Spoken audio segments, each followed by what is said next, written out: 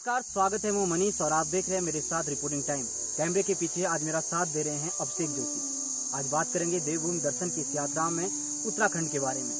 उत्तराखंड जो कि प्राकृतिक रूप से नैसर्गिक सौंदर्यता से भरा हुआ है, लेकिन इसके अगर अगले क्रम में नजर डालें तो आध्यात्मिक रूप से भी उत्तराखंड का अपना अलग महत्व है। जहाँ पर केदारनाथ, बद्रीनाथ, यमुनोत्री, गंगोत्री जैसे धाम है, तो ये शिव की भूमि, कैलाश भूमि भी है। और जहाँ पर शिव विराजमान है वहाँ शक्ति भी उनके साथ रहती है, क्योंकि बिना शक्ति के भगवान शिव भी शव के समान है।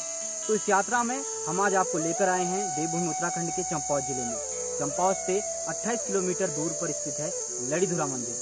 ये माँ पूर्णागिरी को समर्पित मंदिर है। इस मंदिर के बारे में आज हम आपको पूरी जानकारी देंगे और किस प्रकार ये मंदिर पूर्णागिरी से यहाँ पर आकर स्थापित हुआ और किस प्रकार यहाँ की जो परंपराएं हैं वो चलती आ रही हैं, किस प्रकार यहाँ की रथ यात्रा सामाजिक समरसता का प्रतीक है। तो आइए चलते हैं लड़ीधुरा मंदिर।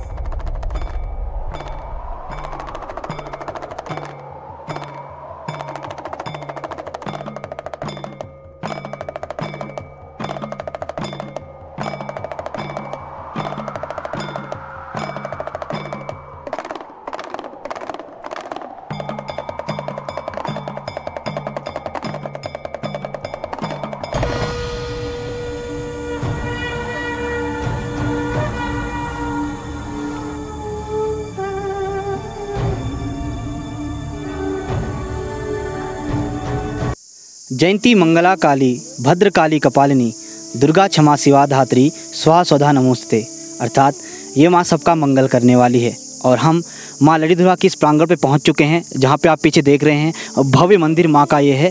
और इसके नीचे भी एक मुख्य मंदिर है, जहाँ पर पूजा अनुष्ठान वहीं पे किए जाते हैं, जो माँ सबका मंगल करती है। और श्रीमद् भागवत जो देवी भागवत है उसके अनुसार अगर हम माने, उसके अनुसार कहें तो यही माँ है जिसने त्रिदेवों को उत्पन्न किया और सभी दुष्टों का संहार किया। तो आइए सबका कल्याण करने वाली, जगत में मंगल करने वाली इस माँ के दर्शन के लिए इसके दरबार की ओर चलें। अब हम पहुँच गए हैं माँ के उस मंदिर में, जहाँ पर आप देख रहे हैं पीछे माँ की अष्टभुजा की प्रतिमा है, जिसमें माँ एक हाथ में आयुधों को लिए हुए हैं और एक हाथ से माँ आशीर्वाद भी प्रदान कर रहे हैं, दुष्टों का संहार कर रहे हैं। साथ ही साथ माँ सिंह वाहिनी के रूप में भी यहाँ पर स्थापित हैं। उसी की दाहिनी तरफ माता जो है काली के रूप में भी प्रकट है। मैं कैमरामैन से अनुरोध करूंगा कि दर्शकों के लिए वो कैमरा को आगे लाएं और माँ के स्वरूपों का दर्शन करें।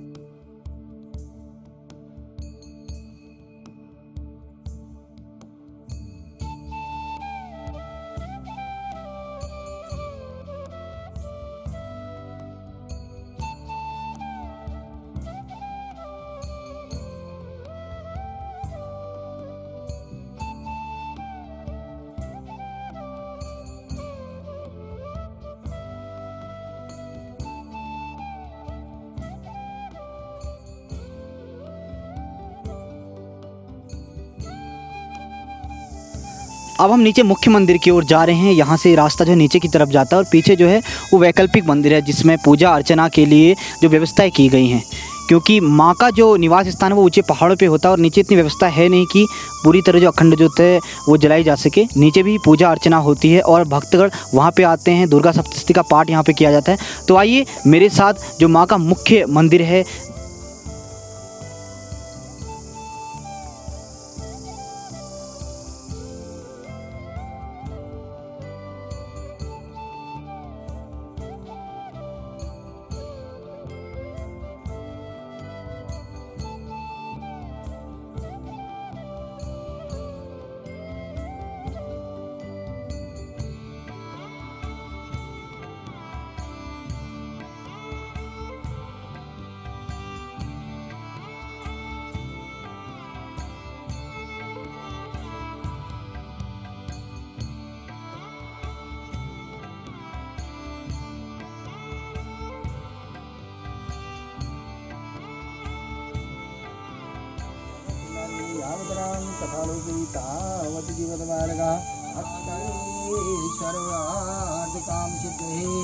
आवामि देवी काम सर्वकामार्थ सिद्धे। ओम दुर्गा देवी नमः।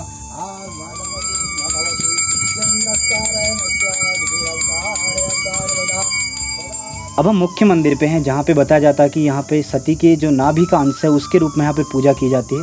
हमारे साथ महेश चंद जोशी जी हैं, जो यहाँ पे आप प्रतिवर्ष यहाँ पे पूजा करते हैं। मैं आपसे जानना चाहता हूँ क्या कहानी है माँ के यहाँ पे आने की। पहले तो सभी को, मैं दर्शकों को, सभी लोगों को, यूट्यूब चैनल को, माँ भगवती नवरात्रि पर्व के सभी को आशीर्वाद देता हूँ। सबके घर में सुख समृद्धि संपन्नता बनी रहे। जहाँ तक इस मंदिर का पौराणिक इतिहास महत्व है, ये है कि ये माँ पूर्णागिरि का अंश है। नाभि स्थल में जो हमारी भगवती है, तो उनको ये हमारे जो इसके हम पुजारी है, हमारा गांव जो है पठलती ग्राम है, वहाँ दादा जोशी जो फेमस ज्योतिषाचार्य हैं, मेरे पिताजी हैं वो। तो जो हमारे परिवार के बुजुर्ग थे पहले, तो वो पूर्णागिरि अक्सर जाया करते थे। तो हमारे क्षेत्र में जो यहाँ के निवासी हैं, उनके सुख समृद्धि कल्याण के लिए, क्योंकि माँ हर किस्म की छाया हरि रूप में है, क्षमा रूप में है, शक्ति रूप में है, सब रूप में माया का रूप है तो माँ का। तो इसलिए तो इस क्षेत्र की समृद्धि, सुख, शांति, ताकत, शक्ति सबके लिए तो माँ का अंश वहाँ से प्रजा के समाज का कल्याण होकर के वहाँ से लाई हो। इसके पीछे एक स्थानीय घटना है, क्या मैं उसको जान सकता हूँ, जिसमें बताया गया कि पूर्णागिरि से आपके जो पूर्वज हैं उस माँ को यहाँ पे स्थापित करने के लिए लाए थे?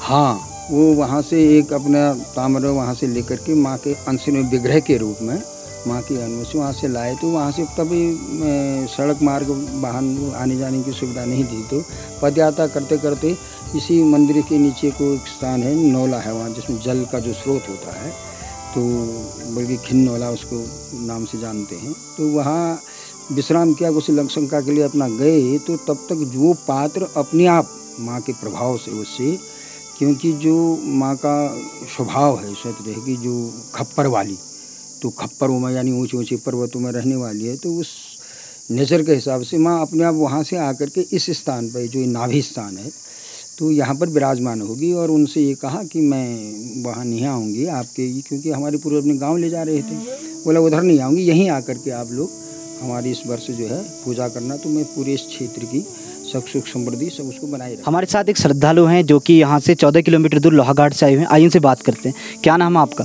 मेरा नाम मंजू ढेक। मैं लोहाघाट से यहाँ भगवती के मंदिर में लड़ी धुरा, मैं यहाँ मैया का आशीर्वाद लेने आई हूँ। मैं हर साल यहाँ नवरात्रि में माँ का आशीर्वाद लेने यहाँ लोहाघाट से यहाँ आशीर्वाद लेने आती हूँ। और आपने बताया कि आपका यहाँ पे मायका भी है, तो क्या क्या मुरादें माँ से मांगती हैं? माँ हमारी सब मुरादें पूरी करती हैं। हम माँ का हर साल यहाँ आशीर्वाद लेने पहुँच जाते हैं।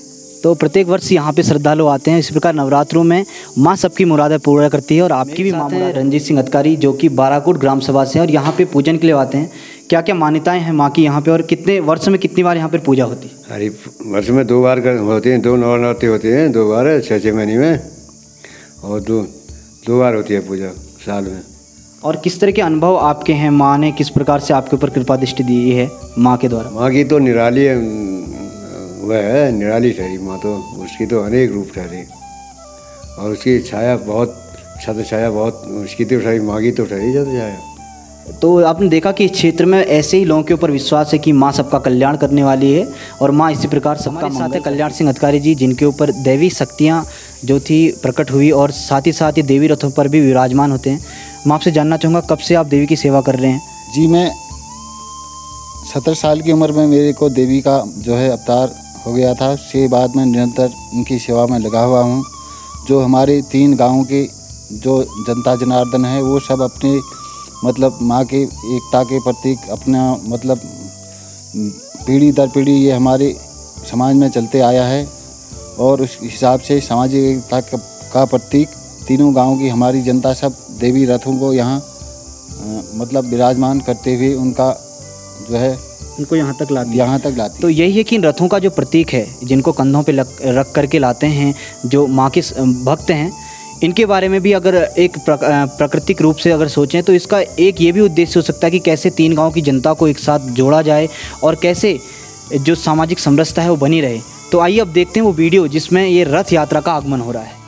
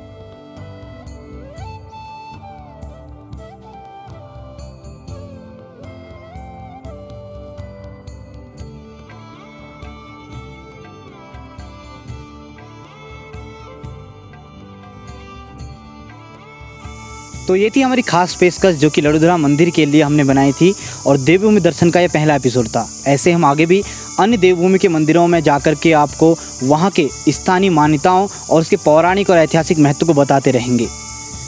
सर्वमंगल मांगल्ये शिवे सर्वार्थ साधिके शरण्ये त्र्यंबके गौरी नारायणी नमोस्तुते। जय माता दी। माँ आप सभी की मनोकामना को पूरा करें। नमस्कार।